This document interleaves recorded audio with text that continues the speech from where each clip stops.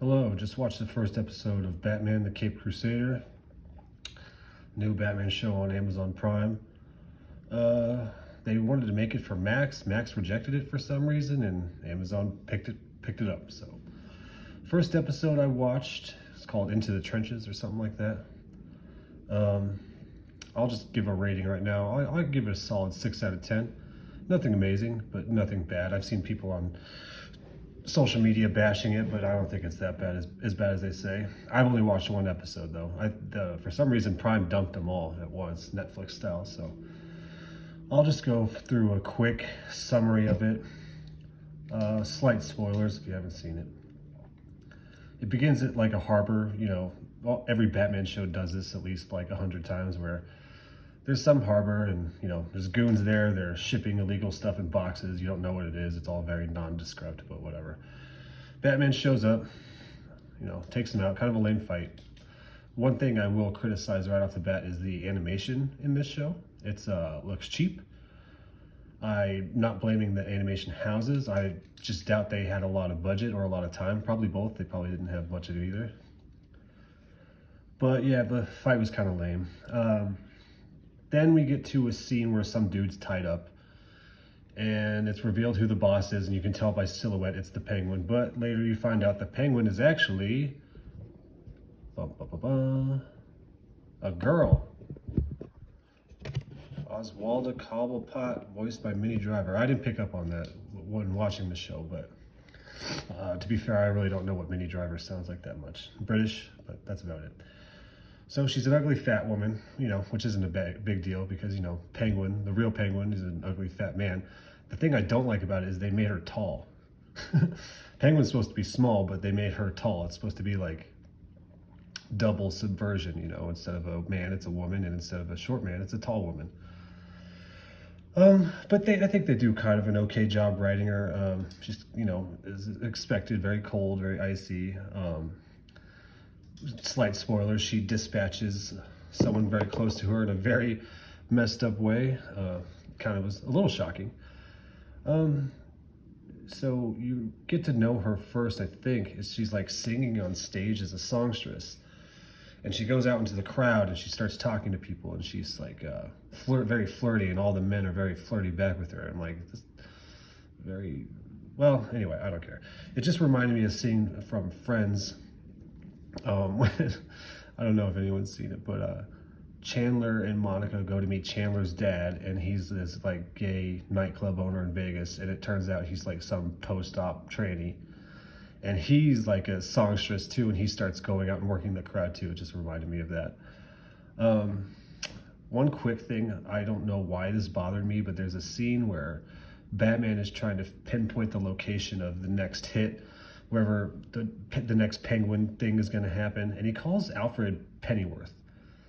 He just calls him Pennyworth, not Alfred. Like, they're supposed to be buds and confidants. Like, Pennyworth, really?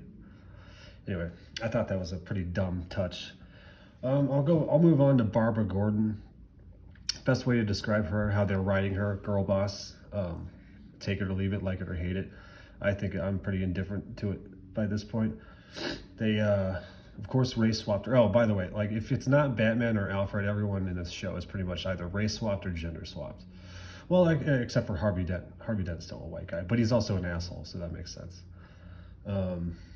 So Barbara Gordon is a lawyer, and she's like a defendant, and she's like total social justice warrior, lawyer, whatever, take it or leave it.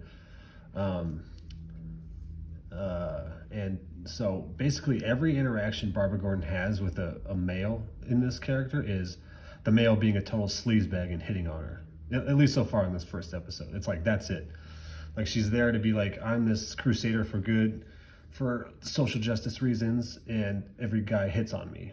So it's very thinly veiled, pro-feminist, woke kind of thing, but it is what it is, whatever. Speaking of Harvey Dent, I don't like that they're kind of setting him up as a sleazeball. I mean, maybe it makes sense, but I always thought like the Harvey Dent to, spoiler alert, but Harvey Dent to Two-Face transformation always worked better when you really, really liked Harvey, and I can't say I really, really like Harvey. They're just writing him to be a dick. So I haven't seen the rest of the season. I don't know what will happen if he does make that transformation. I've avoided a lot of spoilers, so. Okay, probably my favorite part of the episode is the party scene on the Iceberg Lounge. In this universe, the Iceberg Lounge is a cruise ship out in the ocean.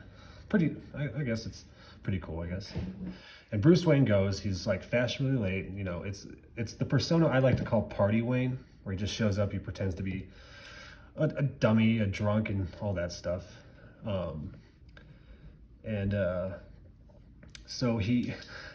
only reason this stands out to me is because I love dad jokes, and there's a pretty funny dad joke in this where Bruce Wayne is, Party Wayne, is talking to a whole bunch of other rich a-holes, and he motions too fastly and spills his drink on his tuxedo, and his joke is, "Excuse me, everyone, I was never very good at being able to hold my liquor," or something like that, something to that effect. And I thought it was funny. I laughed. It was the only time I literally LOL'd, as the kids say, watching the show.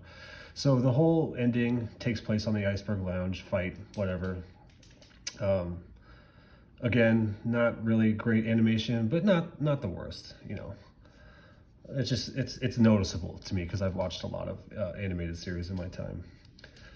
And I guess I won't give that spoiler away. But in all, I'll say this, solid 6 out of 10. There's no blood in it. A goon at the very first scene gets shot, clearly gets shot in the chest, no blood. But there's language in it and there's sexual innuendo. So is this